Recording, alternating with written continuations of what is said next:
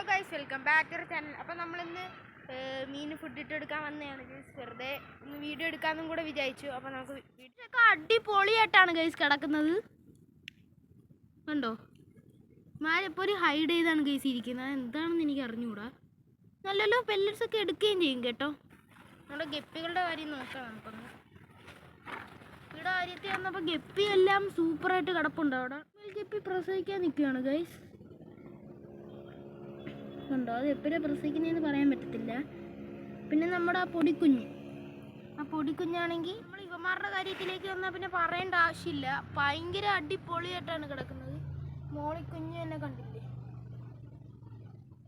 കണ്ട അങ്ങനെ ഒന്ന് കൈയൊന്ന് വെറുതെ ഇങ്ങനെ ആക്കിയാൽ മതി. എല്ലാ മീനും എൻ്റെ അടുത്തേക്ക് വന്നോളും. അതാണ് കറുപ്പാണത്, ചൈനീസ് കറുപ്പ്. ഇത് അതിൻ്റെ ഇച്ചിരി കൂടെ സൈസ് കൂടിയ സാധനം.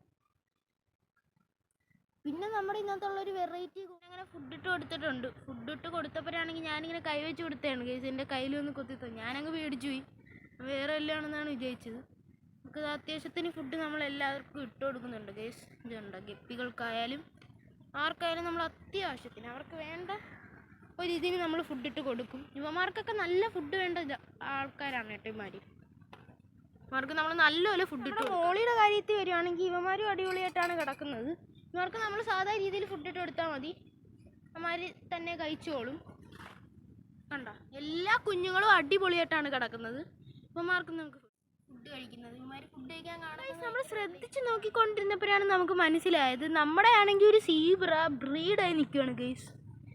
അപ്പം അവനെ ഉടനെ തന്നെ നമുക്ക് മാറ്റേണ്ട ആവശ്യം പോലും കാണണമെന്നില്ല ഗൈസ്. ഇടയ്ക്കിടയ്ക്ക് മാത്രമേ നമുക്ക് കാറ്റ്ഫിഷിനെ കാണാൻ പറ്റത്തുള്ളൂ.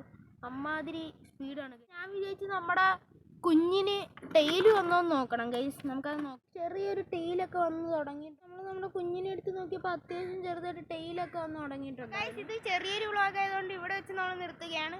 അടുത്തൊരു വീഡിയോയിൽ വരുന്നവരെ ബൈ ബൈ.